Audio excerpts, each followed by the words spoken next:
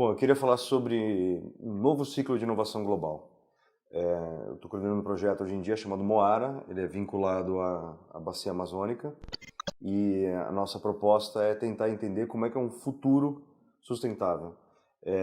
Segundo previsões da ONU, até 2030 a população total do planeta tende a chegar a 9 bilhões de pessoas, que é muito abaixo das previsões anteriores, o que é uma boa notícia. Só que a classe média global, especialmente aquelas dos países BRIC, especialmente Brasil, Rússia, Índia e China, tende a chegar num total de 6 bilhões de pessoas na classe média. Isso significa que, se essa classe média consumir do modo como a gente consome hoje em dia, a classe média atual do mundo, que é basicamente o padrão de consumo que foi inventado nos Estados Unidos, na Europa, um pouco no Japão, no Extremo Oriente, se essa classe média consumir dessa forma, não é ecossistema para sustentar isso. Então, nós temos que entrar num novo ciclo de inovação global para criar um futuro sustentável para a nossa raça. Senão, de fato, nós tendemos a ser excluídos do ecossistema, como bem se sabe. Existem N possibilidades para isso, no entanto, existe uma necessidade de entender o que é inovação. Esse novo ciclo de inovação global, ele tenta superar o ciclo de inovação anterior, que era pautado pela indústria. Hoje, o ciclo de inovação tem que ser pautado pelo ecossistema. Esse descompasso entre economia e ecologia precisa ser resolvido, de uma maneira ou de outra, né? E esse ciclo de inovação, ele passa não tanto por grandes inovações tecnológicas, certamente elas haverão, mas fundamentalmente a partir de uma coleção já bem estabelecida de tecnologias, converter essas tecnologias em serviços viáveis para a massa da sociedade. Um bom exemplo, onde o projeto Moara tem trabalhado, é a conversão de uma tecnologia bastante conhecida, que é da biodigestão, em um serviço, de fato. E o que é biodigestão? Biodigestão, você concentra todos os efluentes gerados por nós, né, fezes, urina e tudo mais, e ao invés de você concentrar isso numa rede altamente centralizada transcorrer quilômetros entre a origem e o destino disso, onde será, hoje em dia, quem sabe, tratado, na maior parte dos casos, simplesmente jogado no ecossistema, você cria um problema no sistema tradicional de esgoto, que é basicamente a criação de uma massa tóxica, uma espécie de um lodo tóxico, que é aquilo que a humanidade produz nas grandes cidades do mundo. Essa é a solução padrão nas cidades europeias, norte-americanas, do Extremo Oriente e boa parte do mundo urbanizado. O que a gente imagina? Se a biodigestão fosse utilizada no lugar do esgoto tradicional, simplesmente a ideia de que o dejeto humano fosse jogado no ambiente seria considerado absurdo. E como é que isso pode acontecer? Pelo processo de biodigestão, todo o dejeto é autoconsumido. Há um bioma vivo naquilo que nós expelimos do corpo, que se autodigere produzindo uma quantidade considerável de gases combustíveis que, se jogados na atmosfera, não só alguns deles são poluentes, como outros afetam o aquecimento global diretamente e afetam a camada de ozônio. Se você os queima gerando energia elétrica, você não só polui menos o ambiente, como você de fato converte fezes em riqueza. Parece uma conexão absurda, no entanto é o contrário. A gente joga fora uma riqueza, enquanto essa riqueza não utilizada polui o ambiente de maneira muitas vezes irreversível. Então, uma das possibilidades, ao converter biodigestão num serviço, é tornar o conceito de esgoto tradicional obsoleto. Atualmente, a biodigestão é uma tecnologia bastante avançada, no entanto, ela exige um cuidado muito específico de especialistas da área. Um engenheiro sanitário tem que estar o tempo inteiro observando ali onde é utilizado a biodigestão. Por exemplo, no setor de suínos no Brasil, é absolutamente comum, junto com a produção de carne, a produção de energia. Em alguns casos, o ganho financeiro do produtor de suínos com a energia é maior do que até com a própria carne. Isso demonstra o potencial socioeconômico da produção de energia a partir de biomassa e biogás. No entanto, para que isso possa operar em meios urbanos de alta densidade, é necessária toda uma série de reinvenções do biodigestor para que ele se torne, de fato, de uma tecnologia muito promissora e um serviço que, de fato, funciona no meio urbano, né? Parte da nossa tarefa com o projeto de biodigestores para a Bacia Amazônica é compreender, com a ajuda do amazônida, né, esse habitante da Bacia Amazônica, com a ajuda do amazônida, como que a gente concebe e constrói um serviço de biodigestão que possa ser replicado para milhões ou, quem sabe, bilhões de pessoas. Na prática, o que a gente está construindo? A gente está reinventando o processo de inovação a partir de uma outra perspectiva, uma perspectiva de sustentabilidade ou então num processo regenerativo, em que as ações humanas podem melhorar o meio ambiente. Isso pode parecer um pouco absurdo, existem vastas regiões da Amazônia que são conhecidas como, que tem um subsolo que é conhecido como terra preta de índio. Essa terra preta é bem conhecida, é uma região da bacia amazônica que é mais fértil, a floresta é mais resiliente e a biodiversidade é maior nessa região onde a gente tem essa terra preta no subsolo. Em outras regiões a terra é mais pobre, ela é mais clara de fato, daí o nome terra preta, e a partir de estudos arqueológicos descobriu-se que a terra preta é de origem humana. A humanidade habita a Amazônia há milhares de anos e aparentemente durante períodos de longa duração a humanidade numa relação simbiótica com a floresta amazônica, utilizando queimada, que é considerado um problema hoje em dia, mas a queimada que era utilizada era controlada, e gestão do bioma da floresta. Essa simbiose entre humanidade e floresta gerou uma biodiversidade maior do que aquela que existe fora de onde há a terra preta de índio. Ou seja, é possível sim ações humanas, ações chamadas antrópicas, terem impacto benéfico sobre o ambiente. Mas não é assim que a gente habita o mundo hoje, pelo contrário, a gente tende a focar em retorno de investimento a qualquer custo e raramente se mapeia o impacto ecológico de alguma ação, a não ser naquilo que é exigido estritamente pelas leis e pelas normas. Isso não basta. Esse novo ciclo de inovação ele tem que colocar primeiro o ambiente em uma relação simbiótica com a humanidade e a partir daí construir propostas tecnológicas, socioeconômicas, de serviço, o que é que seja. E essa, metodologicamente, como se processa isso, né? A tecnologia de biodigestão já existe, o que não existe é ela enquanto serviço amplamente distribuído. E muito menos é conveniente, como hoje em dia a gente tem, né? A gente faz as nossas necessidades no banheiro, aperta um botão e esquecemos completamente disso. A descarga leva embora, parece que o problema acabou. Muito pelo contrário, a gente está causando um processo de poluição em grande escala e a gente acaba vendo isso quando a gente vai visitar as regiões distantes e começa a perceber esse impacto ecológico dos nossos hábitos, né? E como é que a gente pretende converter isso? Nós precisamos da ajuda da comunidade, a ajuda dos habitantes da Amazônia para nos dizerem que, de fato, como opera esse serviço. O método utilizado é chamado design de serviço, que é uma técnica bastante avançada de design, que converte uma tecnologia consolidada em um serviço conveniente. Como é que a gente faz isso? Existem técnicas de antropologia aplicadas em etnografia para que intenções de projeto, de adequação de uma tecnologia, né, ou seja, design, se acople com a realidade sociocultural de uma região.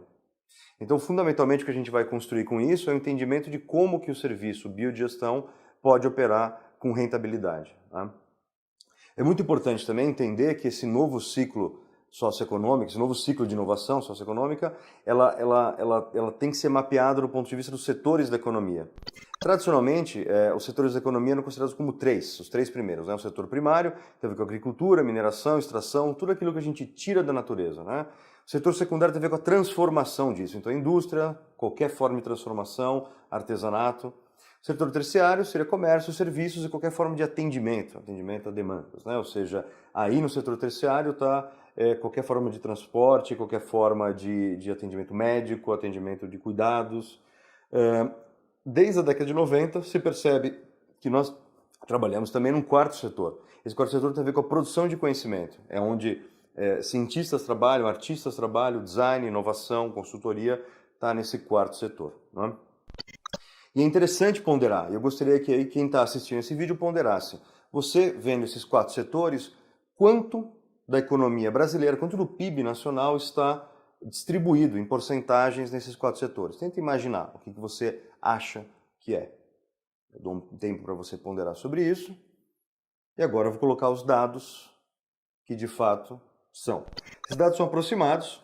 Se você pode confirmar isso olhando no IBGE, em outros portais online, é interessante entender como é que isso se distribui. Né? Provavelmente você teve uma surpresa. Provavelmente você achou que o setor primário era a maioria da economia nacional, é uma minoria pequena. Né? O setor secundário da indústria já foi 50% da economia nacional, hoje em dia não é. O setor terciário domina a nossa economia em 70%. O setor quaternário, apesar de pequeno ainda, ele já começa a ser expressivo. Né? É importante lembrar que não é porque o setor primário de agricultura, extração, mineração, ele é pequeno, ele é pouco volumoso. Muito pelo contrário, a produtividade nunca foi tão grande. Assim como no setor secundário, como na indústria. Nossa produtividade não diminuiu, né? Ela só aumenta. No entanto, em termos de fluxo financeiro, é relativamente pequeno. Isso é muito importante para entender essa nova economia que está emergindo, né? Se você perguntasse para um agricultor medieval se ele conseguiria imaginar grandes metrópoles onde a principal atividade é prestação de serviços e comércios, talvez isso fosse absolutamente impossível para esse agricultor medieval, ou mesmo nobre medieval, né? O mundo medieval era um mundo dominado pela agricultura. Era impossível imaginar a vida moderna que nós temos hoje. É que essa transformação não vai parar. O que está acontecendo é que, gradualmente, à medida que a tecnologia vem se sofisticando e os processos sociais vêm se sofisticando, a cultura vem se sofisticando, a gente vai expulsando a classe trabalhadora de um setor mais primitivo, mais bruto, mais basal, para um setor mais sofisticado, mais abstrato e de alcance mais amplo. Então, a transição do setor primário para o setor secundário, todos devem saber, aconteceu durante a Revolução Industrial, na época que aconteceu nessa região do planeta, né? No século XIX, em boa parte da Europa, durante o século XX, nos países latino-americanos e no Extremo Oriente, isso continua acontecendo no resto do mundo. No entanto, pode simplificar como tendo acontecido no século XIX. Quando que a gente começou a expulsar maciçamente a população do setor secundário para o terciário? Foi durante a década de 90, isso ainda vem acontecendo, né? O setor secundário se automatiza e gradualmente o setor terciário vai acomodando esse excedente produtivo que são os trabalhadores. E a tendência é que na próxima década, na década de 20 do século XXI, a gente comece a povoar maciçamente o setor quaternário de produção de conhecimento. Do mesmo jeito que era muito difícil para um agricultor medieval imaginar uma sociedade dominada pelo setor terciário, também para nós é difícil imaginar uma sociedade dominada pelo setor quaternário. Como é que seria isso? Uma sociedade de artistas, de designers, de gente criativa, de consultores. É um pouco assim, até o ditado um pouco preconceituoso que a gente fala, é muito cacique para pouco índio, né? Na verdade, talvez seja isso que vai acontecer. Isso já vem acontecendo em alguns setores. Por exemplo, na música popular, à medida que se automatizou o processo de reprodução digital, vocês conhecem a revolução do MP3 no final da década de 90, criou basicamente o colapso do modelo tradicional da indústria fonográfica. E o que aconteceu foi uma multiplicação numerosíssima das formas de expressão musical. Não foi uma redução, foi uma expansão da forma de expressão musical. A gente começou a ver toda uma série de outras formas experimentais de música emergirem e, como um fator colateral, a gente viu também o colapso daqueles grandes nomes, que ainda existe hoje em dia, mas eles não dominam o imaginário coletivo como dominavam na década de 50, 60, 70 e 80. Aqueles grandes nomes do passado da música, né? Aquelas unanimidades, elas praticamente desapareceram. O que a gente tem hoje em dia é uma variação fenomenal da expressão musical. Será que a gente consegue imaginar isso em todos os setores? Imaginar isso no consumo de bens duráveis, por exemplo, computação, tecnologia, vestuário, moda, os veículos, as várias modalidades de mobilidade urbana. Será que é possível imaginar isso? Certamente é o que vai acontecer. Um dos processos que a gente começa a ver nessa emergência do setor quaternário é a chamada microprodução ou microconsumo. É o nome que eu dou para esse processo de produção industrial que não é mais... a medida do seu sucesso não é mais a escala, mas assim a qualidade. Então não é a quantidade, é a qualidade. Então a gente vê emergindo aí uma série de produtos de pequeníssima tiragem, 1.000, 2.000, 2.000 unidades, que do ponto de vista tradicional da indústria seria um fracasso completo, completamente saturando um setor do mercado. E aquele mesmo produtor inventa uma nova produção dali a 1 ano, 2 anos, e também trabalha sempre nessas pequenas tiragens.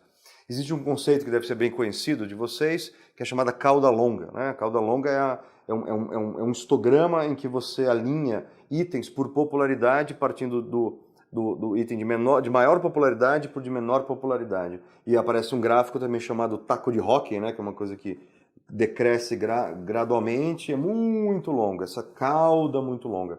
A área que está abaixo do gráfico até a abscissa, não é isso? A parte de baixo do gráfico ali é o tamanho da economia. A cabeça desse gráfico é o que a indústria encarou como setor produtivo durante 2 séculos. E essa cauda longuíssima é o que se torna rentável via sistemas chamados distribuídos, né? Os sistemas que não têm centro. A internet é um sistema distribuído e a única maneira de eu criar modelos financeiros e comerciais viáveis para a cauda longa, é porque eu tenho hoje em dia sistemas de bancos de dados distribuídos de grande escala que permitem que eu encontre o que eu quero, por mais raro e estranho que isso seja para uma pessoa que vive até na mesma casa que eu. Né? O que tradicionalmente seria uma unanimidade, todo mundo ia comprar a mesma coisa no supermercado, ou ia consumir o mesmo cantor, o mesmo tipo de cultura, o mesmo tipo de música, o mesmo tipo de veículo, a gente tende a ver na sociedade, na cultura das próximas décadas, uma multiplicação numerosíssima de maneiras diferentes de consumir, de habitar, de viver, de relacionamentos amorosos, relacionamentos profissionais, formas familiares, formas de construção de família, eu quero dizer, que estão distribuídas nessa cauda longuíssima. A área dessa cauda longuíssima é muito maior do que a área dessa cabeça desse gráfico. Significa que a economia tende a ser uma economia muito mais rica, muito mais sofisticada do que a gente vê hoje em dia. E são PIBs nacionais e mundiais de uma escala muito maior. Né? E é importante a gente falar dos sistemas distribuídos. Né? Esse diagrama que vocês estão vendo, o primeiro deles é o sistema centralizado, ele tem um centro muito bem definido, todos os elementos que estão à volta dependem desse centro.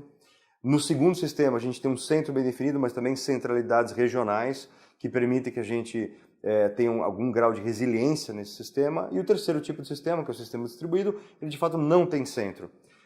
A internet funciona como sistema distribuído e a telefonia tradicional funciona como sistema centralizado. O sistema centralizado é muito frágil, ele é de baixa eficiência, ele é custoso para ser instalado, ser atualizado e ser escalado, enquanto o sistema distribuído ele é de baixo custo de instalação, ele é altamente escalável e muito resiliente. Como assim?